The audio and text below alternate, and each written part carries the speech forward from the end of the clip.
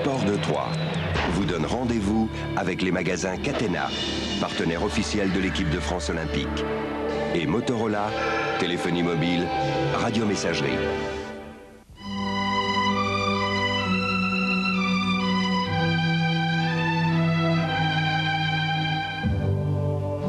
Georgia, Georgia, the whole day through, just an old sweet song keeps Georgia on my mind. Georgia on my mind. I said, Georgia. Jeux Olympiques Atlanta 96. L'important n'est pas de participer, mais de regarder.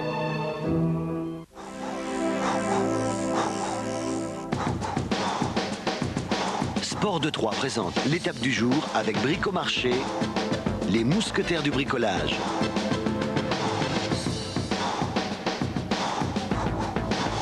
Et France Télécom, partenaire technique du Tour de France.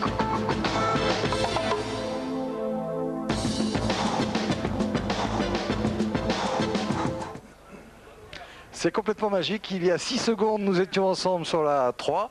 Vous avez peut-être juste eu le temps de prendre votre télécommande. Si vous nous rejoignez seulement sur la 2, bienvenue pour une après-midi de cyclisme très belle, car tout est bien parti. La grande bagarre promise a lieu avec Bernard Thévenet, avec nos motos Jean-René Godard, Jean-Paul Olivier, et avec Régis Forissier et Jean-Marc Lénoret. On va vous faire vivre une très belle après-midi de cyclisme, car la grande bagarre promise a bien lieu. Vous voyez de cette vue d'hélicoptère un maillot à pois, vous voyez un maillot jaune, et vous voyez un homme qui est en 2e position avec un pansement au coude. Ce sont les 3 grands vainqueurs de cette étape pour l'instant, bien sûr, car Bjarne Riis, eh bien, il consolide son maillot jaune. Richard Virenque, avec son maillot à pois, est en train d'accéder à la 3e place du podium du Tour de France. Et Jan Ullrich, lui, à la 2e place, le coéquipier de Bjarne Riis, dont on fait un des potentiels futurs vainqueurs du Tour de France. Derrière, ça va beaucoup moins bien pour les adversaires de ces coureurs, où figure Luc Leblanc, on en parlera tout à l'heure bien sûr. Luc qui pensera plus à la victoire d'étape peut-être qu'au classement général, même s'il fait une belle opération, il reste quand même un petit peu éloigné de Richard qui aurait la 3e place, puisque Luc lui était quand même à 7 minutes et 41 secondes. Derrière ce groupe, il y a un groupe de perdants, de battus pour l'instant à 3 minutes, dans lequel figurent Indurain, Olano, Rominger, Fernandez-Ginès, et encore un équipier de Richard Virenque, Brochard, qui fait en quelque sorte le chien de garde dans ce groupe. Et puis à 9 minutes, alors que là, il y a pas mal de difficultés pour Udo Bolz peut-être, ou Aldag. C'est Bolz qui était là, qui a l'air lâché de ce groupe. C'est Bolz. Et donc l'autre grand perdant du jour, c'est plus qu'une défaite, là c'est une déroute pour l'instant, c'est Evgeny Berzin. Evgeny Berzin qui pointait encore il était 2e du général il n'y a pas longtemps du tout. Et bien Berzin, qui était 6e seulement hier après sa défaillance, se retrouve maintenant à 9 minutes, j'ai bien dit 9 minutes, des hommes de tête. Et ça, c'est vraiment une grosse déception pour lui. Oui, mais bon, il faut dire que Berzin a fait le Tour d'Italie, après le Tour de Suisse, et je ne pense pas que ce soit une bonne préparation. Parce que ça fait beaucoup d'efforts, ça fait surtout beaucoup de pression, de tension nerveuse sur le coureur pendant quelques 2 mois, et c'est difficile de supporter une telle tension pendant un temps aussi long. Il semble que Berzin paye un petit peu l'addition de tout cela. Il pensait que le Tour d'Italie n'était pas assez important, qu'il n'avait pas pu faire assez d'efforts au Tour d'Italie en vue de la préparation pour le Tour de France, et d'aller faire le Tour d'Italie, le Tour de Suisse, pardon, ça faisait peut-être un peu long. Luttenberger est là qui ferme la marche, alors que Luc Leblanc n'a jamais quitté non plus cette position. Il ne semble pas dans d'excellentes dispositions, même si c'est déjà très bien de le trouver là. Mais pour l'instant, il est dans une phase, disons, j'allais dire en dedans. Il ne mène pas dans ce groupe. et que Björn Norris, lui, nous semble toujours aussi facile. Voilà le type de manifestation agréable sur le Tour de France. Il faut éviter de courir quand même à côté des coureurs.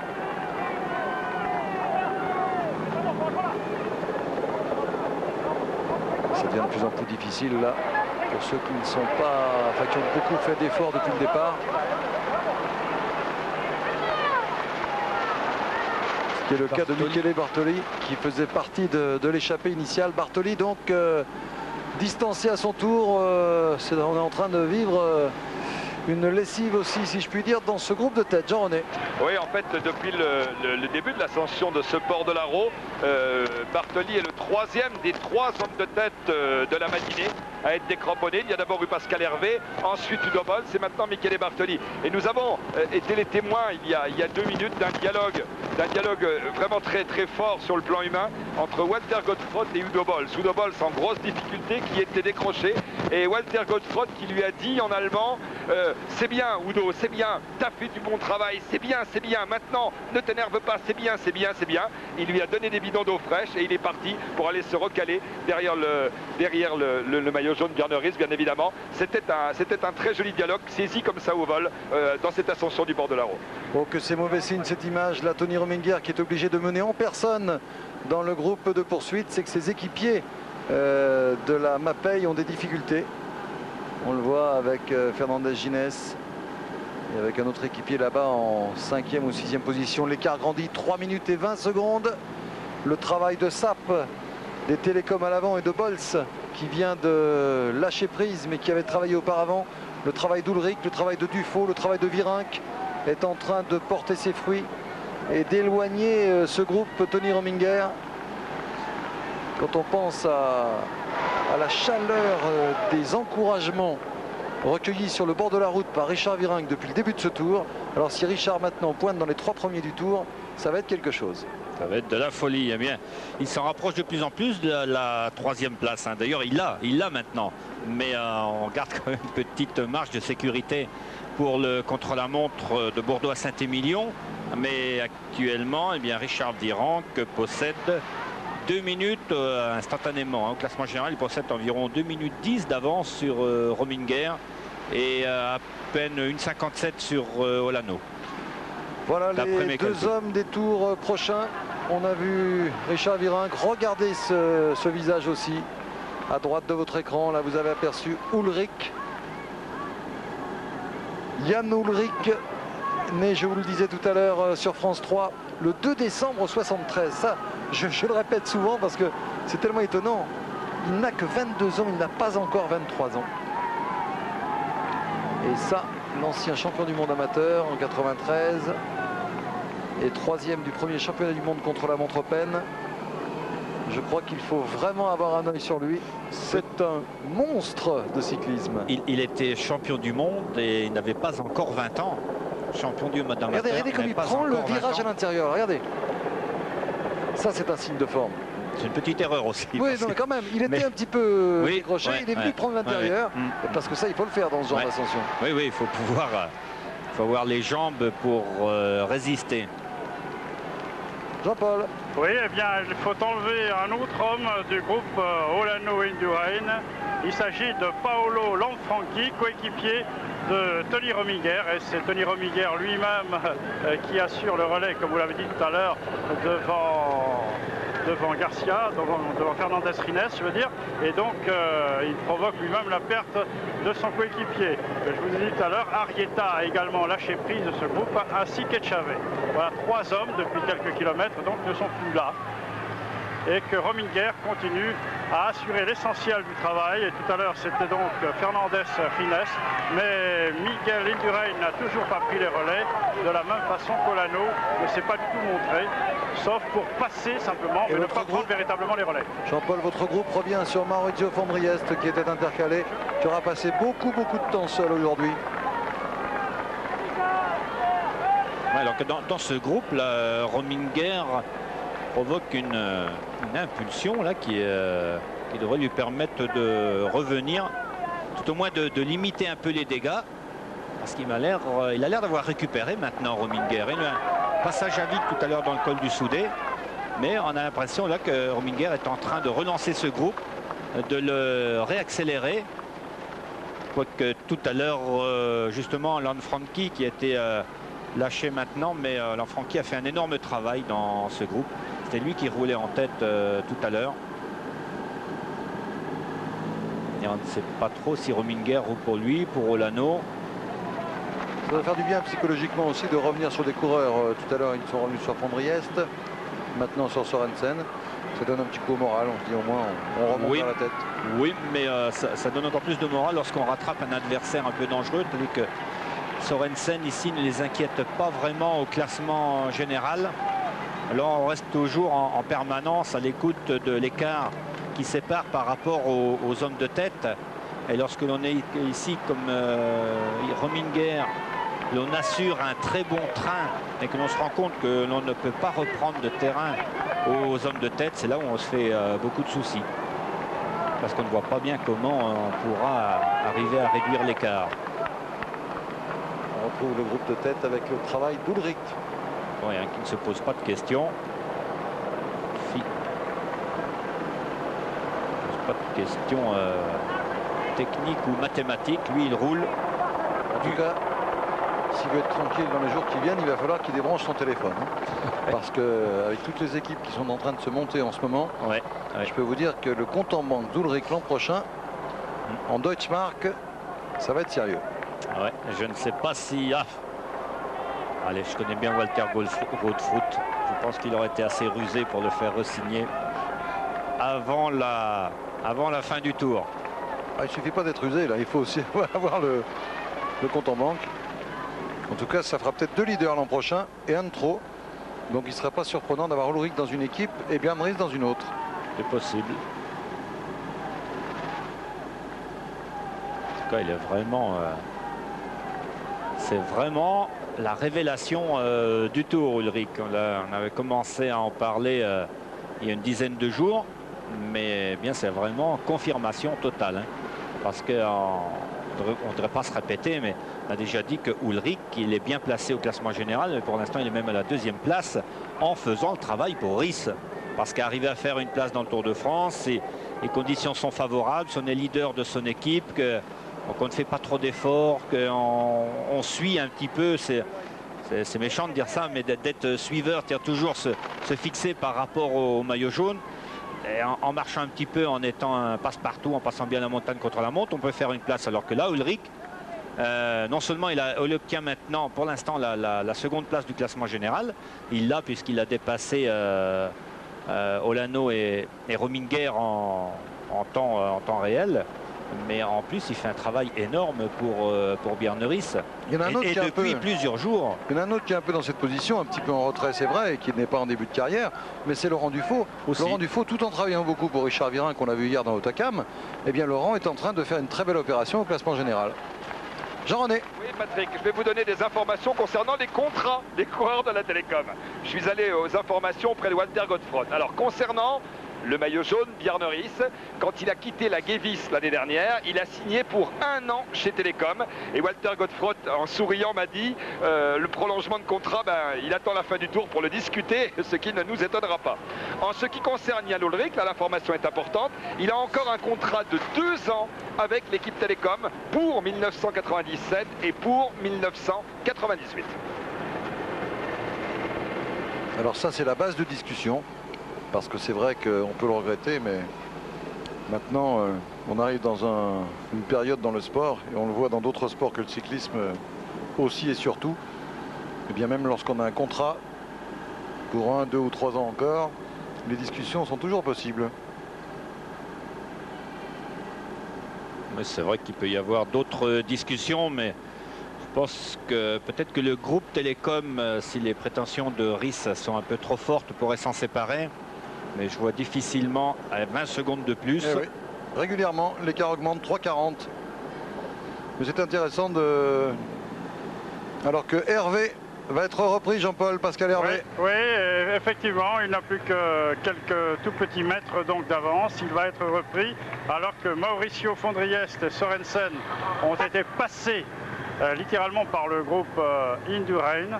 et que l'Italien Eili est également lâché de ce groupe. Voilà.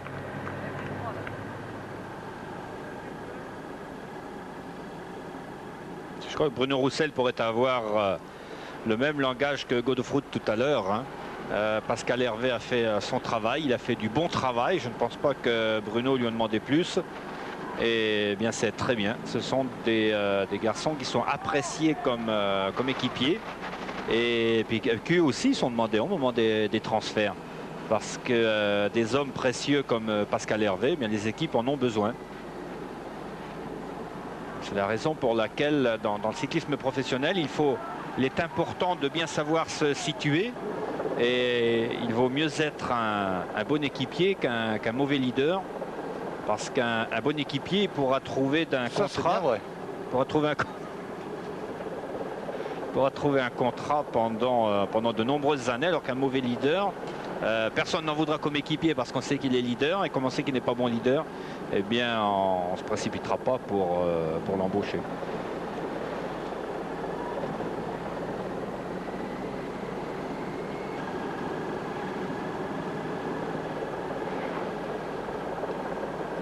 Toujours ses alliés de circonstance, de Festina en tête, mais Ulrich juste derrière avec Bernauris. Ça fonctionne vraiment parfaitement dans ce groupe. Dommage peut-être que Luttenberger et Leblanc soient un petit peu justes pour l'instant, mais ce n'est pas vraiment leur rôle de faire le travail actuellement. Hein. Ce n'est pas eux qui tirent le plus gros bénéfice de cette échappée. Et en plus, Luttenberger semble connaître un petit passage à vide. C'est exactement ça, Patrick. Il y a un équilibre des forces, il y a un équilibre, comment dire, des objectifs, des récompenses. Et pour l'instant, eh bien, ce sont et les Télécoms et les Festina qui vont récolter le plus gros de cet avantage.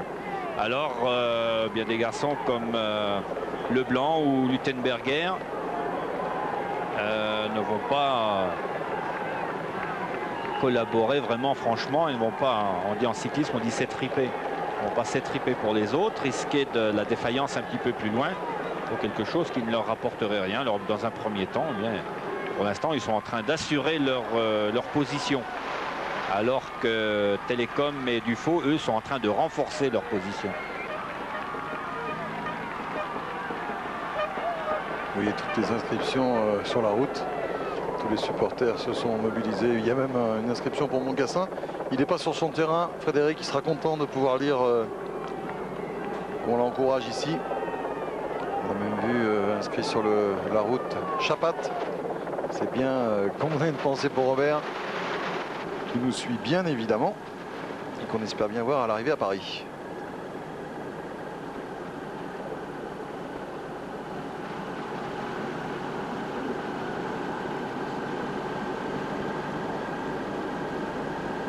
J'en viens à Ulrich, un coureur de 22 ans qui fait son premier tour et qui terminerait à la 2e place. Ça ne doit pas être très très fréquent dans les annales du cyclisme. Hinault avait fait une entrée en fanfare. 3,40. C'est le dernier écart qui nous était communiqué. L'écart a grandi de manière très très régulière. 1,57, 2,20, 3, 3,20, 3,40.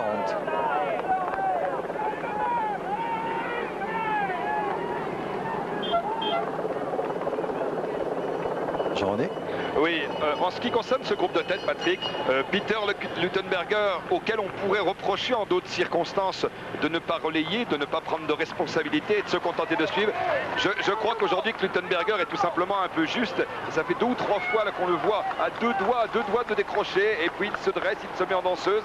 Il réussit à suivre le groupe en dernière position, mais il est véritablement limite. Jean-Paul ? Miguel Indurain en difficulté dans la montée. Miguel Indurain en difficulté, il est maintenant à 20 mètres donc du groupe Rominger et il est lâché, il tente de revenir, mais il a, semble-t-il, beaucoup de difficultés. Sa progression n'est plus tout à fait régulière comme elle pouvait l'être tout à l'heure. Et donc il est lâché alors que nous passons devant le panneau que vous avez indiqué tout à l'heure, le panneau Moncassin. Cela peut vous donner une idée géographique donc de la situation. Miguel Indurain à l'image, décidément. Miguel vit un tour bien difficile. On le voit ici. Il peut plus. Il dit non. Il ne veut pas d'eau. s'accroche avec beaucoup de courage et de dignité. Ah, c'est des moments extrêmement difficiles lorsque l'on a été le meilleur, lorsque l'on a fait souffrir tout le monde dans la roue, lorsque l'on s'est trouvé devant. Eh bien, c'est difficile de souffrir à l'arrière simplement pour sauvegarder une 10e place, surtout le jour où l'on arrive chez soi. Oula, 4 minutes 05 maintenant. L'écart a encore grandi. 4 minutes 05 et c'en est terminé là pour Miguel Indurain. Il est loin de l'arrivée encore, Miguel, loin de l'arrivée chez lui, c'est ça qui est terrible. Enfin, on connaît plus d'un champion qui, se retrouvant à la 10e place après avoir gagné 5 tours de suite, aurait choisi d'arrêter et de prétexter une maladie ou une souffrance.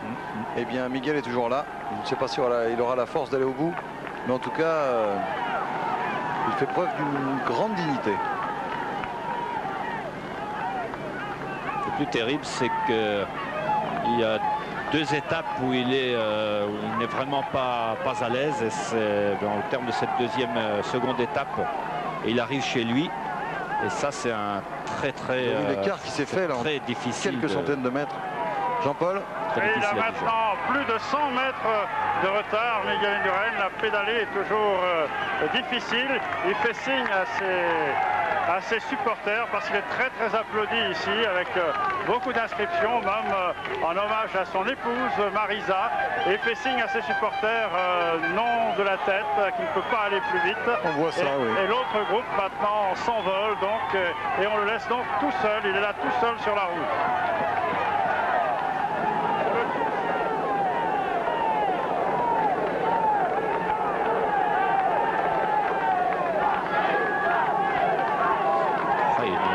Énorme ici. Au col, les coureurs vont se frayer un chemin.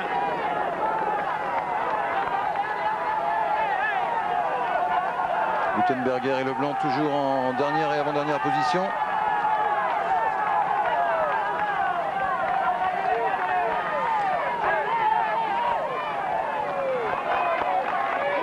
Kilomètre 150,5.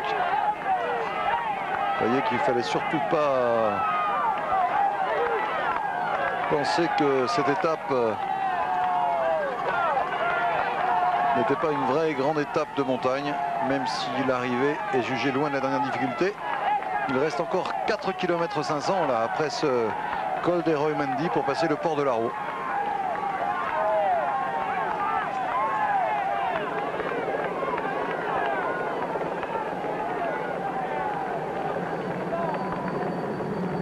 Jean-René. Oui, mais attendez, je vais essayer peut-être par... Jean-Paul, allez-y Jean-Paul. Ouais, excusez-moi, mais c'est du délire ici autour de Miguel Indurain. Il est applaudi de partout, de temps en temps poussé, très souvent encouragé, on lui jette de l'eau.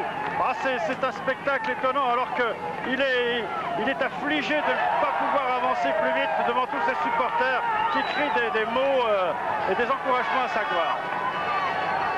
C'est vrai que c'est une des images qu'on gardera de ce Tour de France. Miguel Indurain en difficulté, on n'avait pas vu ça depuis 5 ans. Eh bien, c'est son lot quotidien maintenant que d'avoir du mal à suivre. On se retrouve avec les hommes de tête. Jean-René. Je crois en fait que nous sommes en train, et de loin, d'escalader le col le plus dur de ce Tour de France.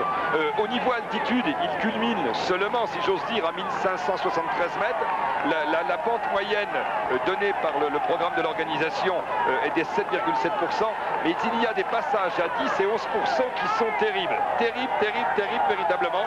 Et c'est et de loin. Alors en plus, la chaleur est maintenant brûlante. Il y a cette foule énorme avec ce passage que les coureurs, que le groupe de Bjarne Riis avec lequel nous sommes réussit à se frayer. Il y a beaucoup de gravillons sur la route, une chaussée qui ne rend pas très bien. Il y a parfois des plaques de goudron fondu. Véritablement, je le répète, et de loin le col le plus dur que nous ayons monté depuis le début des étapes de montagne, que ce soit dans les Alpes, où ça a été en partie bien sûr abrégé à cause de la suppression de l'Israël du Galibier et du moment où nous sommes dans les Pyrénées.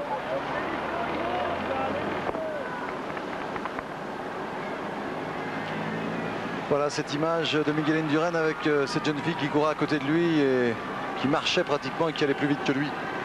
C'est ça qui est terrible lorsqu'on a une telle défaillance, c'est que On voit voilà, des gens comme ça.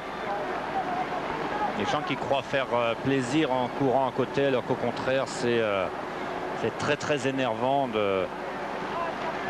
d'être en vélo, de ne pas pouvoir lâcher les gens à pied, être incapable d'accélérer pour aller un tout petit peu plus vite que ces gens. Oula, il va être dépassé là aussi. Mais ça, c'est pas ce qui contribue à donner un meilleur moral. Non, non, certainement non. Ce sont des garçons que Miguel n'avait pas l'habitude de voir dans la montagne.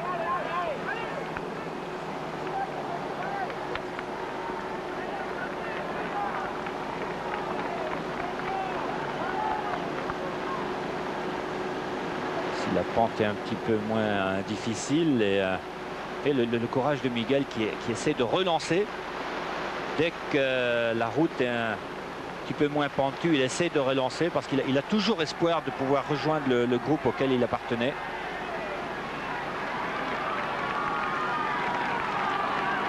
On va peut-être retrouver le groupe de tête maintenant. Avec Richard Virenque, avec Dufaux. On va s'intéresser à ce groupe à quelques kilomètres seulement du sommet donc du port de la Roue, puisqu'entre le sommet du col d'Heroimendi et le port de la Roue, il y a 4 km 500.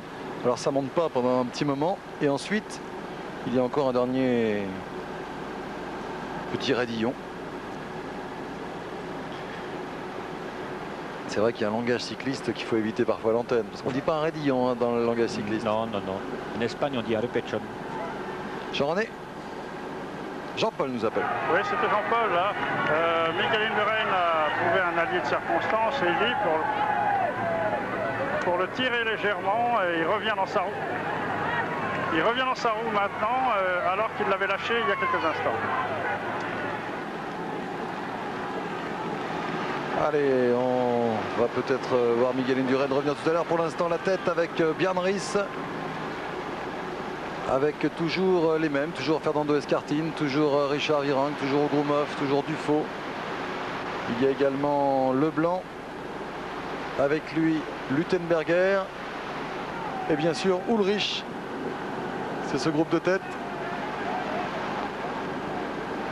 qui nous fait en tout cas une forte impression, car jamais on s'est relâché.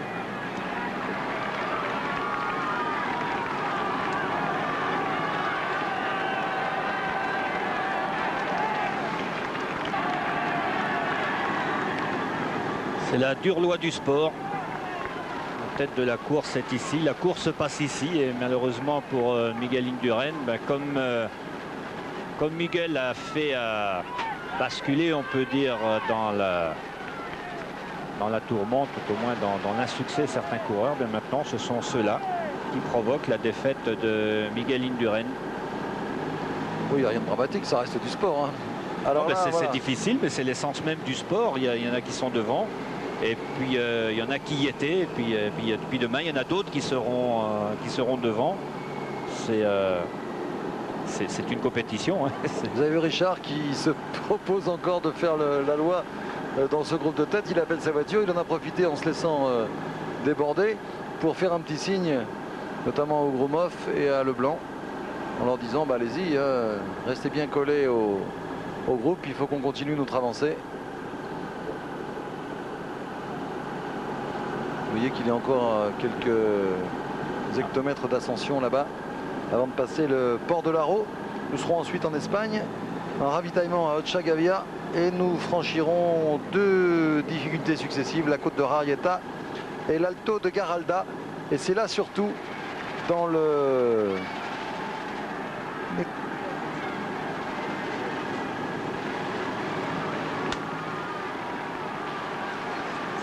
Attention à Richard là.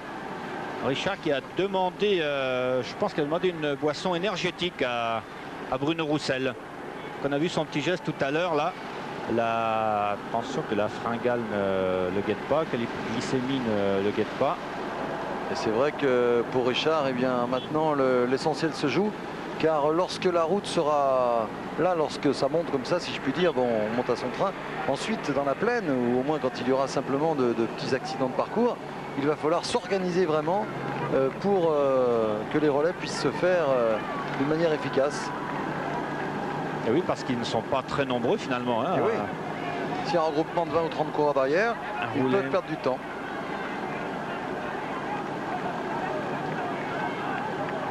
Parce que je pense que Escartine ou Grumov, Leblanc, Luttenberger, bon, ils vont peut-être collaborer. D'ailleurs, ils ont intérêt parce que... En tout cas, lui, Rhys, hein, il annonce la couleur, c'est lui qui mène. Hein. Oui.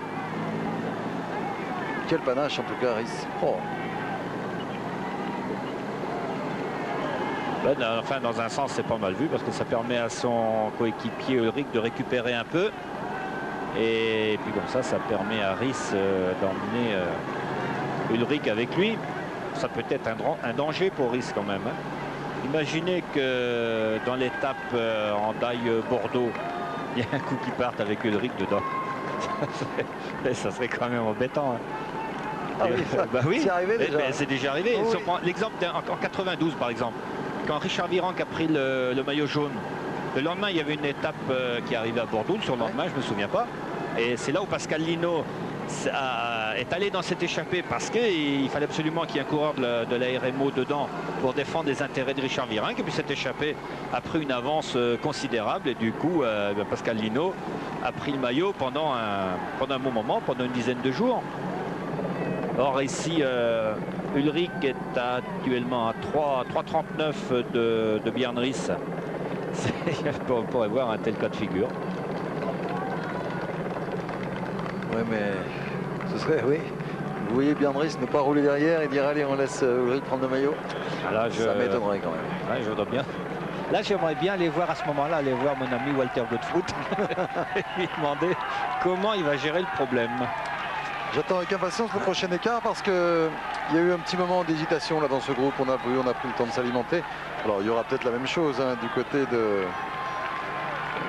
Miguel Indurain. Enfin même plus de Miguel Indurain, que dis-je maintenant, du côté de Rominger. Mais si l'écart a encore augmenté, ce serait quand même un petit peu surprenant.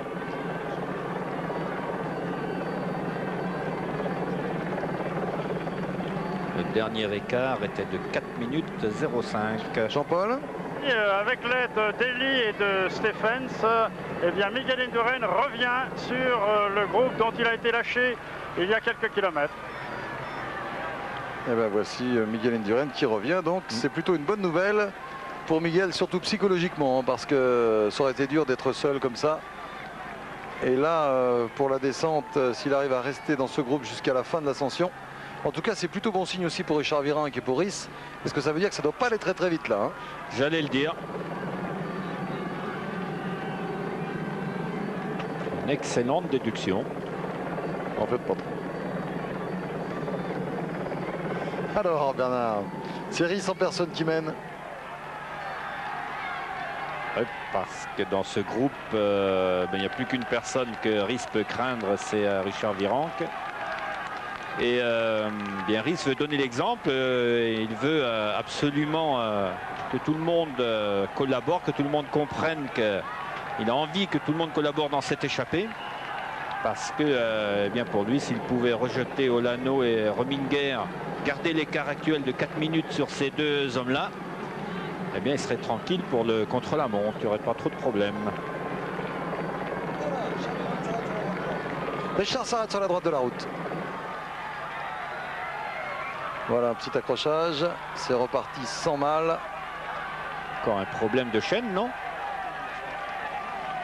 Regardez le bon réflexe de Dufaux qui attend son leader. Quelle belle équipe, cette équipe Festina au niveau collectif. C'est incroyable le nombre de... C'est incroyable le nombre d'incidents aujourd'hui qui peuvent se produire. Vous avez Richard qui était obligé de donner un coup à un spectateur parce qu'il ne pouvait pas passer. Ça devient vraiment dangereux là, toute cette foule amassée. Regardez, les coureurs ont du mal à passer. Ouais. Ils sont obligés de faire des écarts. Richard est obligé de pousser un spectateur. Voilà, c'est dangereux, ces gens qui courent là. Regardez Richard là. Regardez ça, regardez ça. C'est incroyable. Hein. Il faut qu'on comprend que les gens soient pris dans l'ambiance, que ce soit une fête, mais il faut faire très attention. On était à 4,05, on est passé à 4,40. Le tour est en train de basculer pour le podium en tout cas. Oh, alors, regardez le monde qu'il y a ici. La route s'ouvre au moment où les coureurs passent. Richard a choisi de passer en première position maintenant, énervé sans doute par l'incident dont il a été victime tout à l'heure. Le gros meuf accélère. Il veut aller lui faire le Grand Prix de la montagne et ça, Richard, ça lui plaît pas du tout.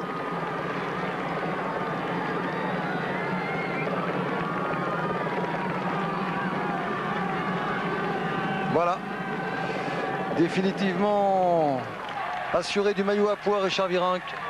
Ah ouais, je pense que là, une avance... mathématiquement maintenant, c'est terminé. Il a plus de 100 points d'avance sur Björn Riis. Alors que Björn appelle sa voiture. Ouais. Quel est le problème? On peut peut-être faire le point sur l'écart. L'écart qui était donc de 4 minutes 40 tout à l'heure. Il a une roue, il a un problème à la roue. Arrière, Richard. Il va changer de roue arrière. Il y a eu des bris de rayon, semble-t-il, lors de l'incident de tout à l'heure. Ah, ça en fait des incidents de course. Oula, la chaîne a sauté, attention. Jean-René? Oui, Richard Virenque qui est juste devant nous, qui effectivement s'est arrêté. Il est en train d'être dépanné et il repart, Richard Virenque. Il repart alors que le groupe est à environ 150 mètres devant lui.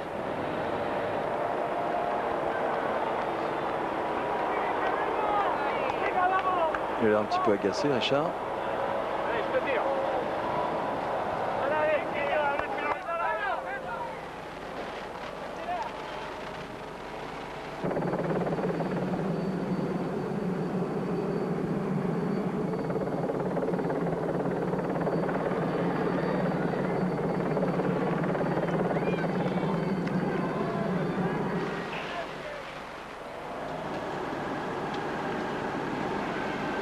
Richard qui n'a aucune raison de s'affoler. Hein.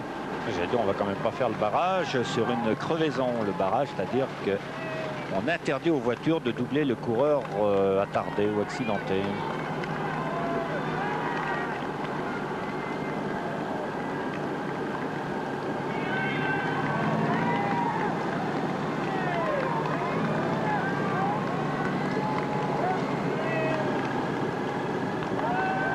On va se retrouver du faux dans quelques instants qui aura à nouveau attendu Richard.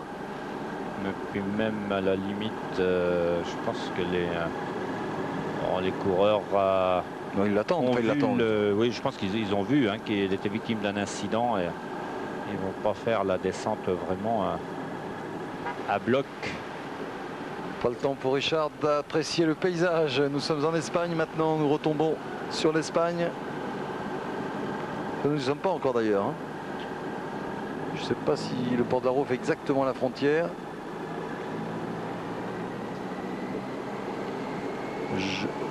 On va regarder sur notre petit livre. Oui. Jean-René? Oui, je vous confirme que nous sommes en Espagne, Patrick. En fait, pour deux raisons. La première, pour le changement de panneau de signalisation, tout simplement sur le bord de la route. Et la deuxième, pour la présence. Il y avait, juste après le sommet du col de Port-Laro, il y avait un tunnel. Et à la sortie de ce tunnel, ce sont des policiers espagnols qui officiaient. Avant